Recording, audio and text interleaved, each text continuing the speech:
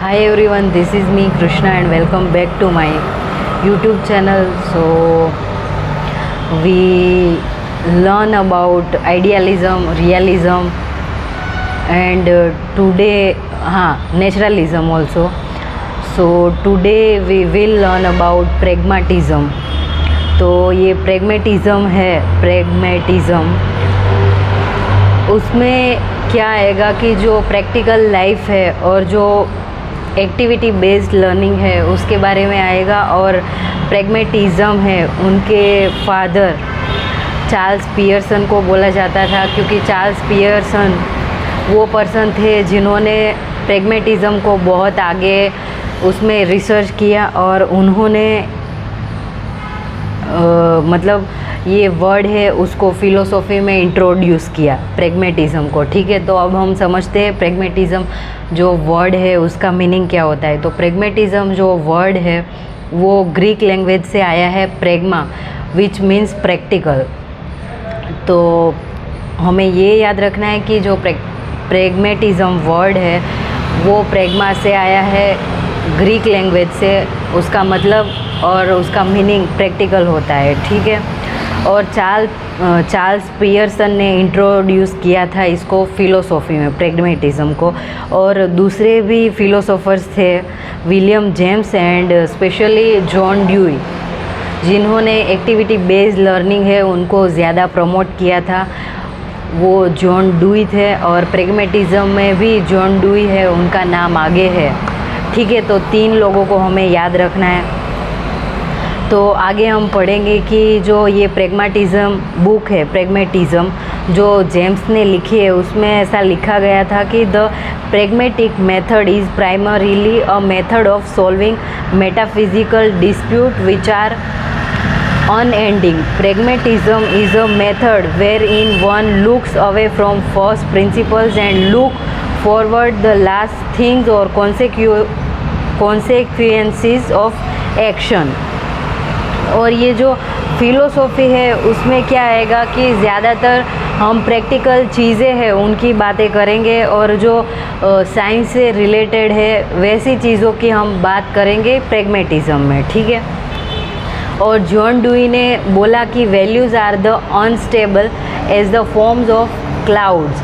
तो जो वैल्यूज़ होती है वो अनस्टेबल होती है और फॉर्म होता है क्लाउड का, कि वो क्लाउड कैसा होता है कि अभी मुझे दिखा और चला गया, फिर उसकी कोई वैल्यू इन रियल में हम उसको जज नहीं कर सकते और उनको हम ज़्यादा इम्पोर्टेंट और वो नहीं कर सकते। बट जो प्रैक्टिकल थिंग होती है, जैसे अभी के टाइम पे टीचिंग में और एजुकेशन में सब लोग ऐसा समझ रहे हैं कि जो टीचिंग मेथड है उनको चेंज करना चाहिए, और इंटरेक्शन है और कम्युनिकेशन है वो 2 साइड से होना चाहिए, यानी टीचर स्टूडेंट का इंटरेक्शन होना इट्स वेरी इम्पोर्टेंट। तो अभी के टाइम पे ये सब लोग समझ रहे हैं, तो विच इज़ गुड। बट पहले के टाइम पे ऐसा नहीं था कि खाली टीचर बोले जा रहे हैं और स्टूडेंट को खाली सुनना ही है। तो उसमें क्या होता है कि स्टूडेंट को कभी ऐसे क्वेश्चन हो तो वो पूछ नहीं सकता, क्योंकि उनको आता ही नहीं है कि क्वेश्चन कैसे करना है। और अभी के टाइम पे ऐसा नहीं है, अभी के टाइम पे ऐसा है कि स्टूडेंट और जो चाइल्ड है वो ही सेंटर है और टीचर उस हिसाब से पढ़ाता है। ठीक है, तो अब पढ़ते हैं हम फॉर्म्स ऑफ प्रैग्मेटिज़म। तो उसमें फर्स्ट आएगा ह्यूमनिस्टिक प्रैग्मेटिज़म, जिसमें बात की जाएगी पर्पस, सेटिस्फेक्शन और डिज़ायर कैसे हम लाइफ में लाए और उसको ट्रू कैसे करें उसके बारे में। ठीक है, फिर एक्सपेरिमेंटल प्रैग्मेटिज़म, उसमें हमारी जो बिलीव है उसको हम एक्सपेरिमेंट करके कैसे वेरीफाई करके उसको हम रियल लाइफ में यूज़ कैसे करते हैं उसके बारे में है। ठीक है, फिर बायोलॉजिकल प्रैग्मेटिज़म, उसमें हमारी जो नीड्स है उसको कैसे फंक्शन करना है, और जो हमारा ह्यूमन बॉडी है और हमारा जो एनवायरनमेंट है उस हिसाब से हमें कैसे चलना है उसके बारे में है। ठीक है, तो फॉर्म्स ऑफ प्रैग्मेटिज़म उसमें ह्यूमनिस्टिक प्रैग्मेटिज़म आएगा, फिर एक्सपेरिमेंटल आएगा, फिर आगे बायोलॉजिकल।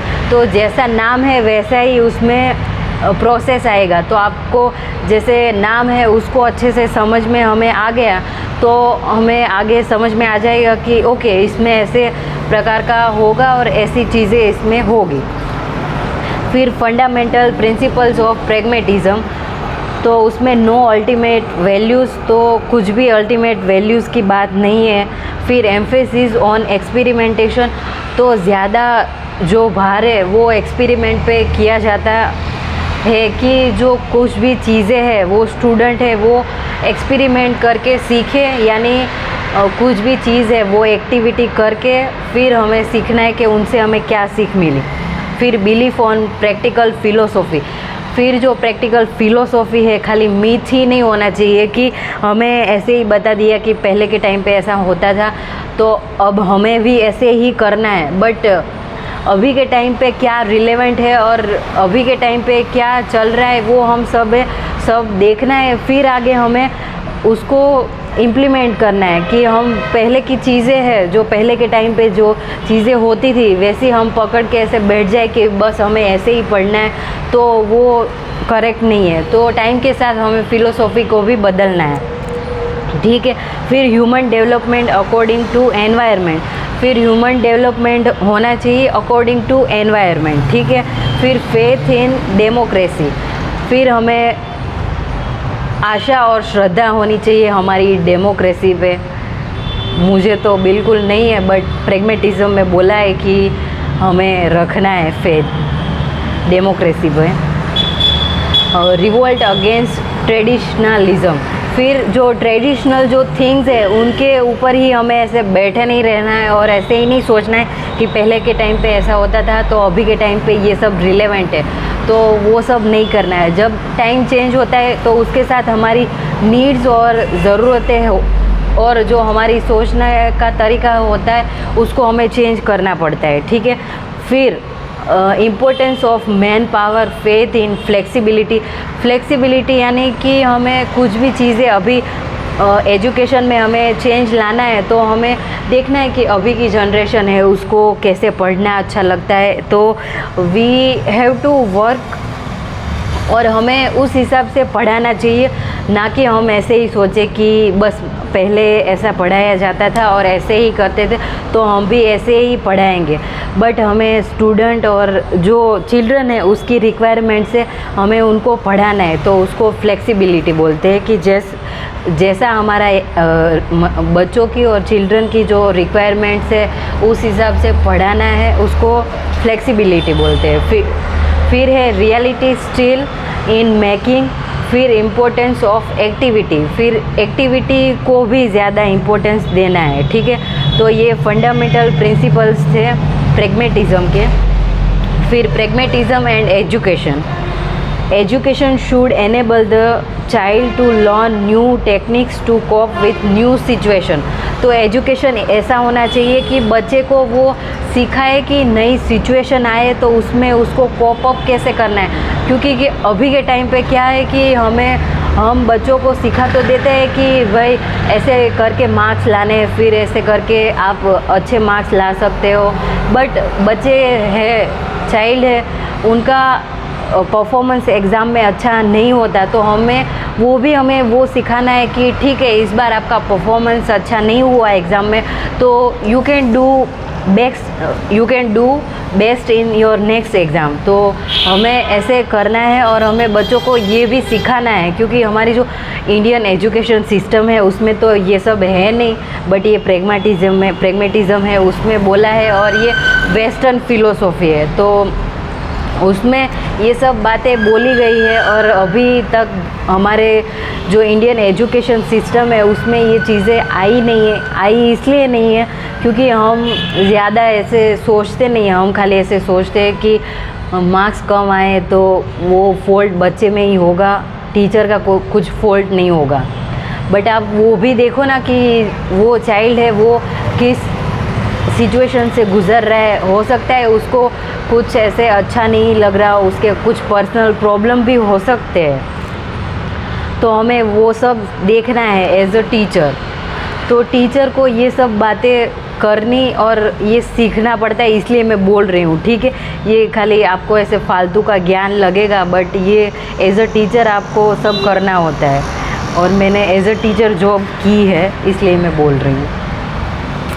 ओके, फिर values are created through experimentation, और child learns by doing more than by reflection. तो चाइल्ड है उसको ऐसे एनवायरनमेंट में आपको रखना है कि वो एक्टिविटी करके ज़्यादा सीखे, ठीक है। Education is continuous process, it is constant reorganising और रिकन्स्ट्रक्टिंग ऑफ एक्सपीरियंस। तो एजुकेशन है वो कंटिन्यूअस प्रोसेस है, तो उसमें हमें रिकनेक्ट करना है बच्चे को, फिर हमें एक्सपेरिमेंट करना है, फिर हमें फिर से उसको रीऑर्गेनाइज करके देना है, क्योंकि इन द एंड जो स्टूडेंट होते हैं वही सब कुछ होते हैं, क्योंकि जो टीचर और जो प्रोफेसर होते हैं वो किस वजह से स्कूल या कॉलेज में होते हैं, क्योंकि उनको बच्चों को पढ़ाना होता है, और बच्चे की नीड्स है उनको हम नहीं समझेंगे और उस हिसाब से हम नहीं पढ़ाएंगे,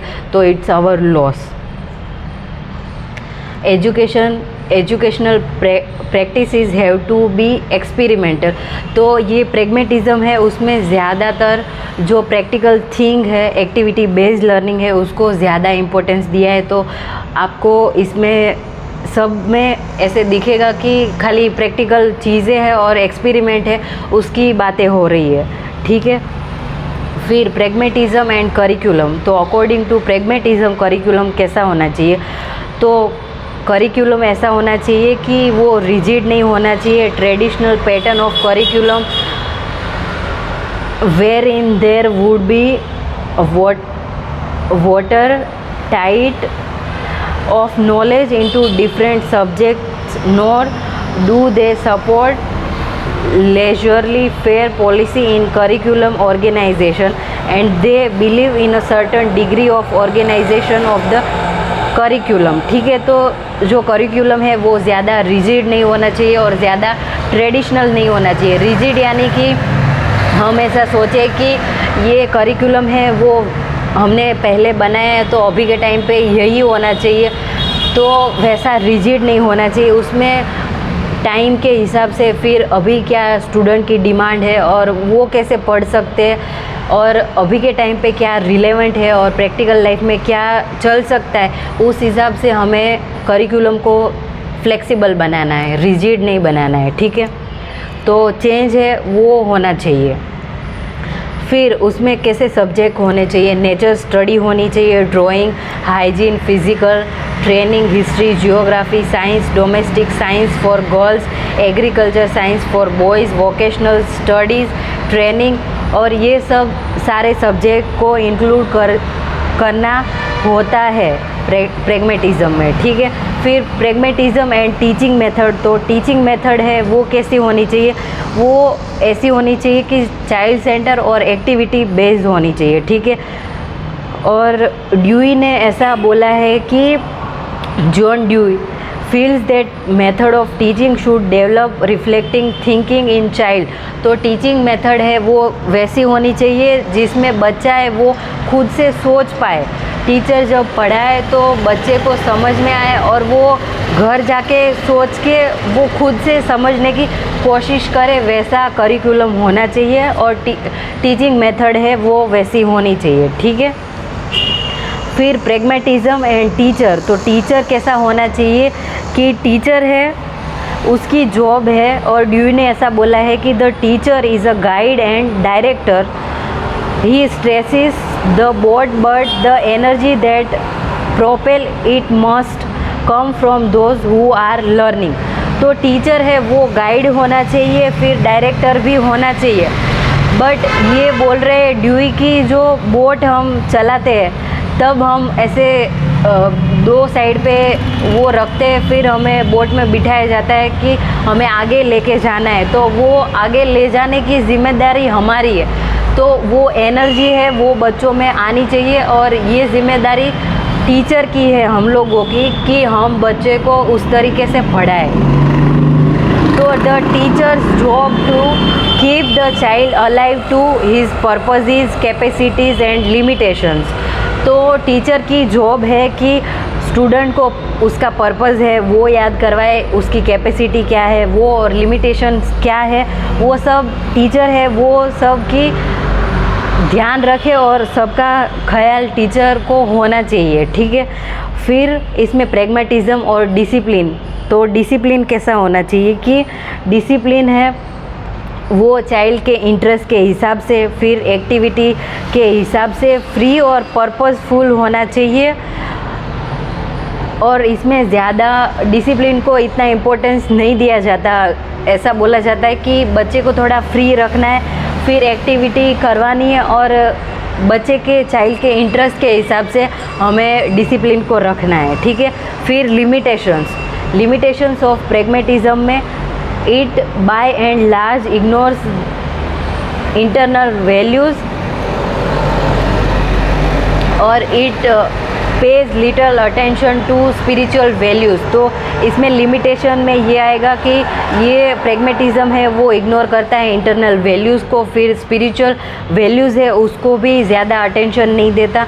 it advocates utilitarian approaches only and it provides very insignificant places to cultural values or it does not indicate fixed education goals। तो नेशनलिज्म में जैसे था वैसे ही इसमें लिमिटेशंस है कि इसमें कोई स्पेसिफिक और इंडिविजुअल और ऐसे कोई फिक्स एजुकेशनल गोल्स नहीं है, तो ये भी लिमिटेशंस है।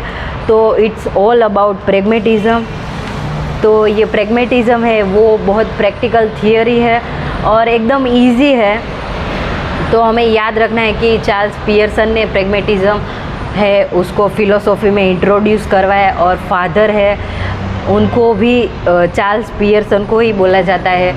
और प्रैग्मेटिज्म है वो ग्रीक लैंग्वेज से आया है, प्रैग्मा से, जिसका मतलब होता है प्रैक्टिकल। फिर फॉर्म्स ऑफ प्रैग्मेटिज्म हमने पढ़ा, फिर फंडामेंटल प्रिंसिपल है वो पढ़ा, एजुकेशन एंड प्रैग्मेटिज्म उसके बारे में पढ़ा, फिर प्रैग्मेटिज्म एंड करिकुलम कैसा होना चाहिए वो पढ़ा, फिर प्रैग्मेटिज्म एंड टीचिंग मेथड कैसे होने चाहिए और प्रैग्मेटिज्म एंड टीचर कैसा होना चाहिए, और फिर डिसिप्लिन और लिमिटेशन के बारे में हमने पढ़ा। और आगे हम पढ़ेंगे Marxism. Okay, so hope you will like my video and bye happy learners. Hope you will enjoy this video. Bye and thank you so much.